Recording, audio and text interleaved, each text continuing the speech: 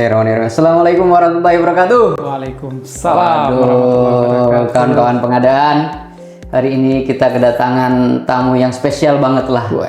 Beliau ini orang sangat sibuk sekali, tapi syukur alhamdulillah bisa menyempatkan waktu datang ke podcast Barjas Santuy UKBJ Kota Bekasi. Oke. Keren. Nah, mumpung ada narasumber yang sangat luar biasa, keren sekali. Yuk kita coba bertanya. Apapun boleh ya Kang ya? Boleh, insyaallah Boleh. kalau bisa. Pastilah. Baik, Kang Haji, ini ada beberapa pertanyaan dari teman-teman barusan tadi juga menyampaikan, minta tolong disampaikan apabila Kang Haji hadir di podcast Barjas Santuy ini, Kang. Siap.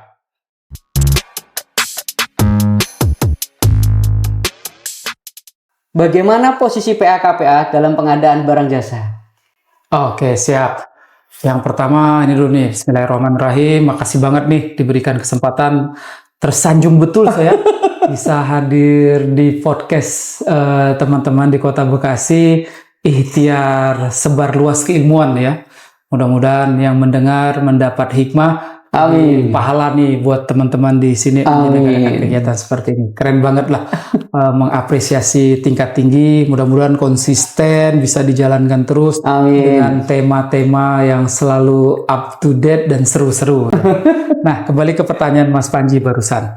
Kalau kita lihat PA, penguasa alam, pengguna anggaran atau kuasa pengguna anggaran ini sebenarnya kan formasi awalnya kan dia berada di pengelola keuangan ya. Berada di pengelola keuangan. Kalau kita cerita tentang pemerintah daerah ya berarti berada di jajaran berapa tuh dari 15 pengelola keuangan daerah.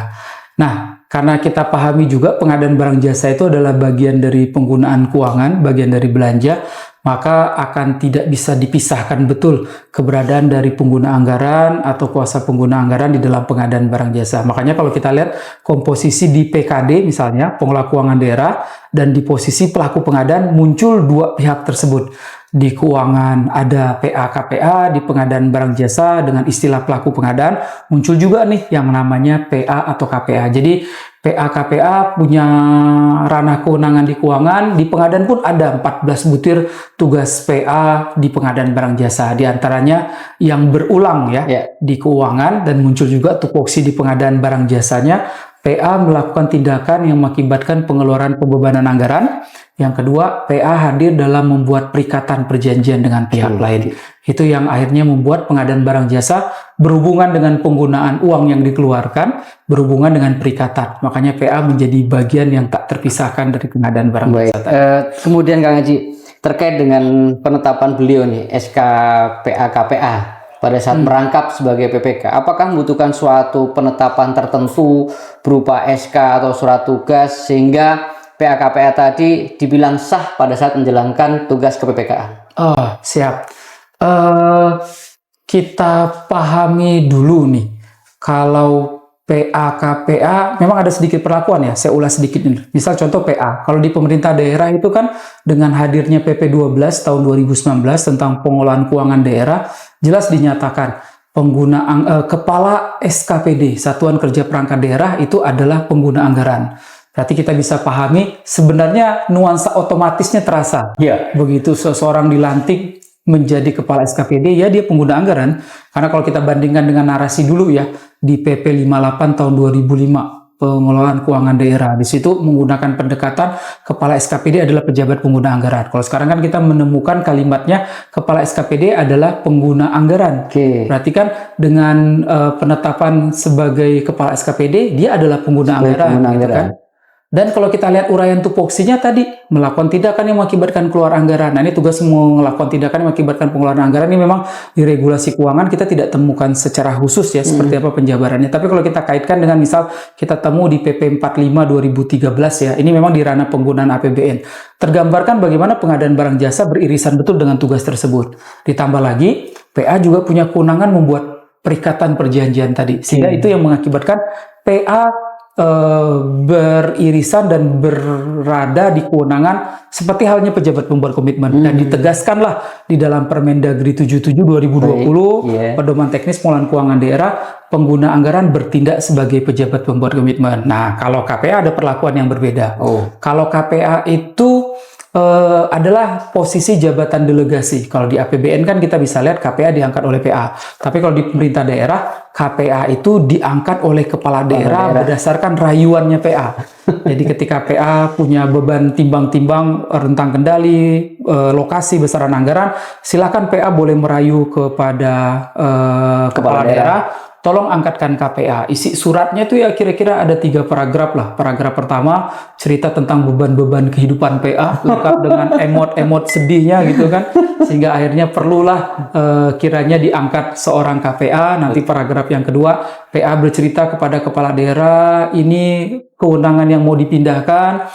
Kemudian di pendekatan yang ketiga disebutkan siapa pejabat yang mau dilimpahkan. Kalau kepala daerah deal, diangkatlah KPA. Nah, begitu KPA mengeluarkan SK pengangkatan KPA, misalnya muncul tadi kan umumnya kan ada 7+1 ya kewenangan PA yang dipindahkan kepada KPA, termasuk kewenangan yang tadi melakukan tindakan yang mengakibatkan pembebanan pengeluaran anggaran, membuat perikatan perjanjian dengan pihak lain. Jadi aja KPA itu melaksanakan peran sebagai PPK, dan dipertegas nih di dalam Permendagri 77, KPA merangkap sebagai PPK, sehingga tidak perlu ada lagi menurut saya sampai ada SK pengangkatan PA sebagai PPK. Tidak perlu sebenarnya kan, tidak perlu juga ada SK pengangkatan KPA selaku PPK karena bahasa ngobrolnya ya ex officio lah, sudah langsung otomatis. Tinggal mungkin nanti pengakuan di dalam dokumen ya. Saya sih berpendapat nih, ketika seorang PA yang bertindak sebagai PPK, nanti di dokumen penetapan spek teknis, di dokumen penetapan APES, dia tinggal ngaku diri dia sebagai PA saja. Paling ditambahkan kalimat PA bertindak sebagai PPK. KPA juga sama, ketika dia tak temukan di SK pengangkatannya bahwasanya dia adalah KPA yang merangkap sebagai PPK, nanti di dalam dokumen dia menandatangani dokumen, dia tinggal ngaku, bukan langsung ngaku sebagai PPK, tapi dia ngakunya kuasa pengguna anggaran, merangkap pejabat pembuat komitmen. Oke, baik. Berarti sudah sangat jelas sekali bahwa PA KPA ini memang sudah melekat beliau sebagai PPK gitu ya, Kang Haji ya. Siap. Terus selanjutnya Kang, terkait dengan peran si PPTK Kang. Bagaimana peran si PPTK apabila masuk ke dalam di pengadaan barang jasanya? Oh iya, ini kan bisa kebayang ya, dikerjakan oleh orang khusus saja pengadaan itu oleh PPK misalnya, beratnya aja udah terasa. Apalagi ketika KPA dia harus bertindak atau merangkap diri sebagai PPK. Nah, makanya kita lihat di dalam peraturan cukup menarik nih. Dari, taruhlah kita sebut ada 14 tugas PA di keuangan. Menurut saya ya, ada salah satu tugas yang dahsyat banget, yaitu tadi melakukan tindakan yang mengakibatkan pengeluaran pembebanan anggaran. Nah, di peraturan dikasih petugas nih.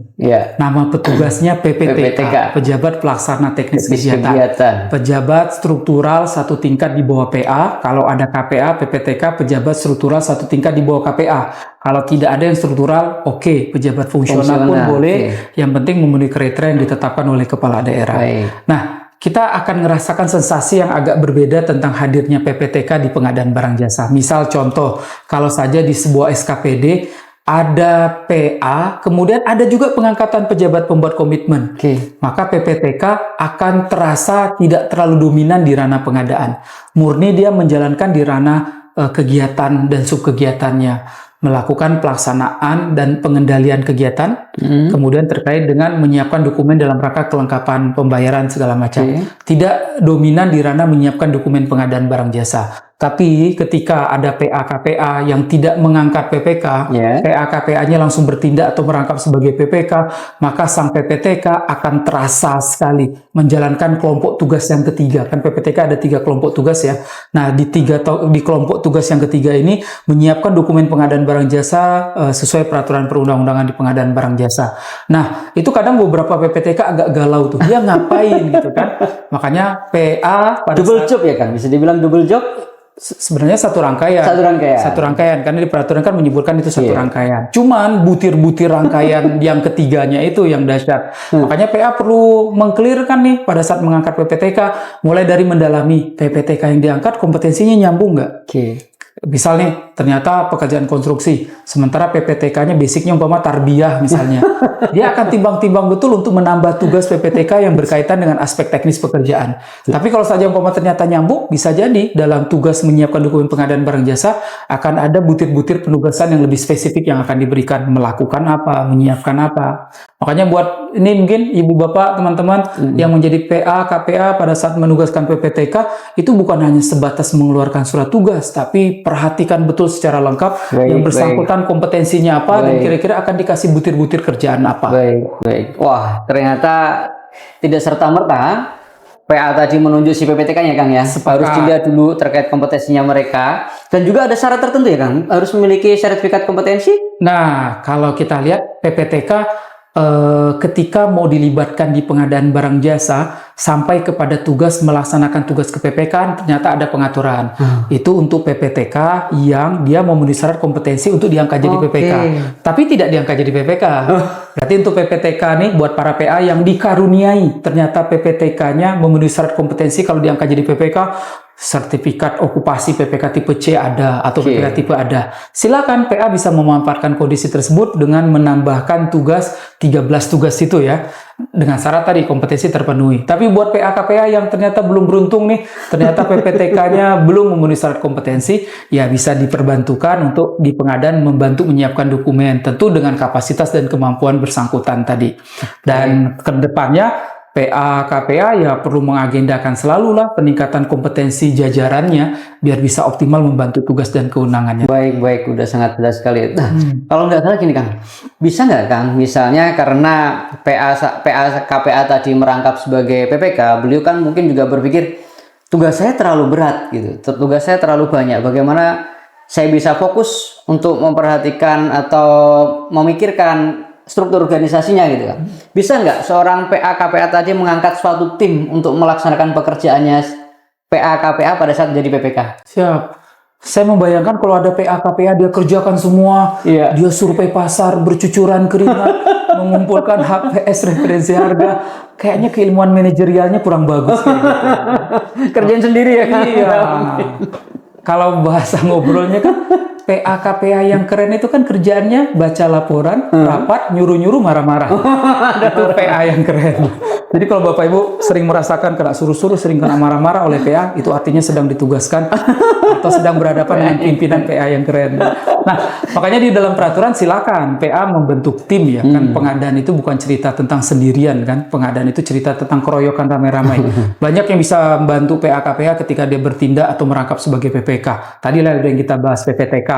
Ada lagi kan pihak lain tim teknis, ya kan. Ada lagi yang namanya tim pendukung, ada lagi yang namanya ahli, atau pelibatan pendampingan UKPBJ misalnya, APIP. Itu kan adalah pihak-pihak yang bisa kita optimalkan. Yang penting jelas dulu nih dari awal kewenangan apa yang kita belum mampu, hadirnya mereka itu bantu dalam kapasitas apa. Makanya di surat tugas mungkin, atau di nota kesepakatan atau apa dalam bentuk kerjasama dengan inspektorat atau tadi ya, harus ada jelas nih kira-kira dilibatkan seperti apa. Misal contoh, PPK untuk tugas dalam aspek teknis, spek teknis, rancang kontrak membentuk tim teknis.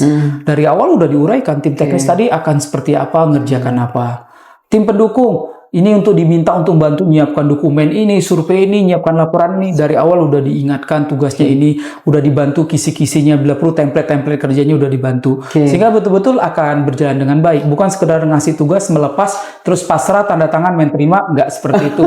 Jadi yang namanya PA itu dia harus selalu membangun quality assurance, harus selalu membentuk pola quality control, membangun sistem, membuat SOP yang mengantarkan tugas beratnya tadi bisa tersaji dengan baik. Karena kalau ada apa-apa tetap ujung-ujungnya bertanggung jawabkan yang bersangkutan. Makanya ikhtiar terbaiknya bangun tata kelola yang baik. Baik, terima kasih Kang Haji, sudah sangat jelas sekali ya teman-teman semua. Bahkan tadi sudah dijelaskan secara detail bahwa PA KPA ini pada saat menjalankan tugas atau merangkap sebagai PPK, beliau tidak sendirian. Ada banyak tim ya Kang ya. Tadi ada tim ahli, ada tim teknis, dan juga tim pendukung ya Kang ya. Siap. Jadi tidak sendirilah intinya. Betul. Sehingga dengan paham tidak sendirian juga ya berusaha untuk selalu optimal, dan pasti ingat juga tidak sendirian sehingga tidak akan menyimpang karena ada yang mencatat segala perbuatan. Oh, Masya Allah. Selalu merasa tidak sendirian ya. Ada kanan dan kiri yang akan mencatat setiap perbuatan. Ternyata timnya PA tadi tidak hanya 3 ditambah 2 lagi. Ada di sebelah kanan dan sebelah kiri gitu kan. Baik, saya kira cukup Kang Haji. Terima kasih banyak atas pencerahannya di podcast Barja Santuy hari ini. Semoga bisa ketemu lagi di acara podcast selanjutnya Kang Haji. Siap. Dan semoga Kang Haji selalu diberikan kesehatan Amin. dan juga keberkahan setiap langkahnya, dan jangan bosan-bosan untuk mengajarkan kami di Kota Bekasi khususnya ini belajar terkait dengan pengadaan barang jasa. Siap. Pengadaan perlu belajar sama-sama. Lain waktu gantian. Saya belajar sama Mas Panji, sama teman-teman di Bekasi ya. Karena keilmuannya sangat luas. Jadi kalau umpama hanya mengandalkan dengan kepercayaan diri menguasai satu materi rasanya susah banget. Insya Allah lain waktu gantian nih. Saya yang izin belajar best practice yang sudah diterapkan oleh Mas Panji dan teman-teman. Waduh, Keren. ada aja Kang Haji. Baik teman-teman, cukup sekian ya, karena waktunya juga sudah lebih dari yang kita harapkan tadi, dan Kang Haji juga sangat sibuk sekali. Beliau juga harus segera kembali ke kotanya ya Kang? Ada Atau agenda lagi? lanjutan saya. Oh, ada lanjutan. Baik. BAP ahli dulu. Oh, Masya Allah. Habis ini BAP ahli loh teman-teman. Masya Allah. Emang keren sekali Kang Haji. Makanya kami sangat tersanjung sekali dengan Kang Haji. Beliau bisa hadir dan memberikan ilmunya kepada kita semua. Dan jangan lupa teman-teman tetap terus lihat di Barjas Podcast Santuy Kota Bekasi. Semoga Barjas Podcast Santuy Kota Bekasi ini tetap terus berkembang dan menyampaikan ilmu-ilmu pengadaan yang ada di Kota Bekasi. Terima kasih. Cukup sekian. Wassalamualaikum warahmatullahi wabarakatuh.